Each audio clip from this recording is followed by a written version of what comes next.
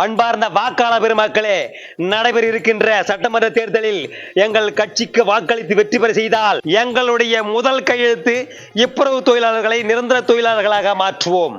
பெரியோர்களே, தாய்மார்களே, வாக்குரிமை பெற்ற வாக்காளர் பெருமக்களே, வருகின்ற தேர்தலில் எங்கள் கட்சிக்கு நீங்கள் வாக்களித்தால் எங்களுடைய முதல் கையெழுத்து இஸ்மார்க்கை ஒழிப்போம். நடைபெற இருக்கின்ற சட்டமன்ற தேர்தலில் உங்கள் பொன்னான வாக்குகளை எங்க கட்சிக்கு போட்டு நீங்கள் வெறுவாரியான ஓட்டுகளில் வெற்றி பெற செய்தால் எங்களுடைய முதல் கையெழுத்து இன்ஸ் மருத்துவமனையை கட்டுவோம்.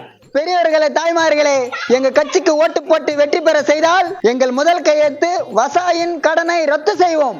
எங்கள் கட்சி வெற்றி பெற்றால் முதல் கையெழுத்து அனைவருக்கும் டூ கட்டி தருவோம். மக்களே, நல்லா புரிஞ்சுக்கங்க. இந்த தேர்தலில் எங்களை வெற்றி பெற செய்தால் எங்களுடைய முதல் கையெழுத்து லைவ் வாய்ப்பு அனைவருக்கும் வாங்கி தருவோம். மக்களே, நாங்க தான் ஜெயிப்போம். முதல் கையெழுத்து மாதம் இன்சார் கணக்கு எடுக்கப்படும்.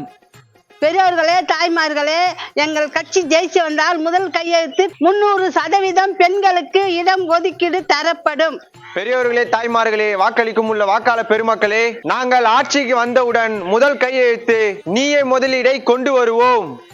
பெரியோர்களே, தாய்மார்களே, வாக்காளர் பெருமக்களே, எங்கள் கட்சியை ஜெயிக்க வைத்தால் முதல் கையெழுத்து முதியோருக்கு வேலை வாய்ப்பு கொடுக்கப்படும். இந்த முறை நம்ம தான் ஆட்சிக்கே வருவோம். வந்த உடனே முதல் கையெழுத்து எதை போடும் தெரியுமா? இன்பாலம் கட்டுவோம்.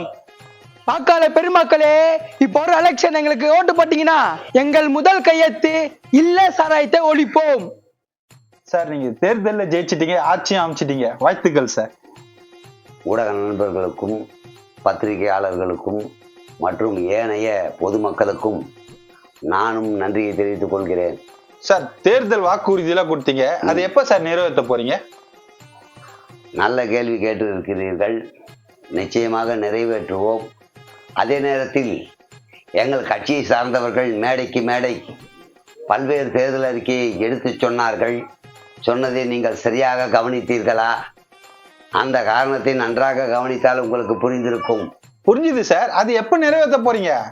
நீங்கள் புரிந்திருந்தால் இதுபோல கேள்வியை தவிர்த்திருப்பீர்கள்.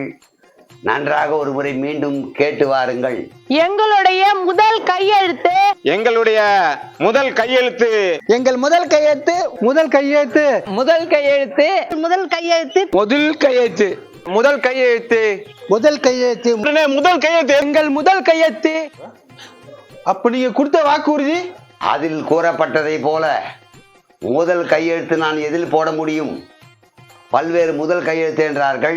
இதில் போட்டால் அவர்கள் கோபப்படுவார்கள், அதில் போட்டால் இவர்கள் கோபப்படுவார்கள்.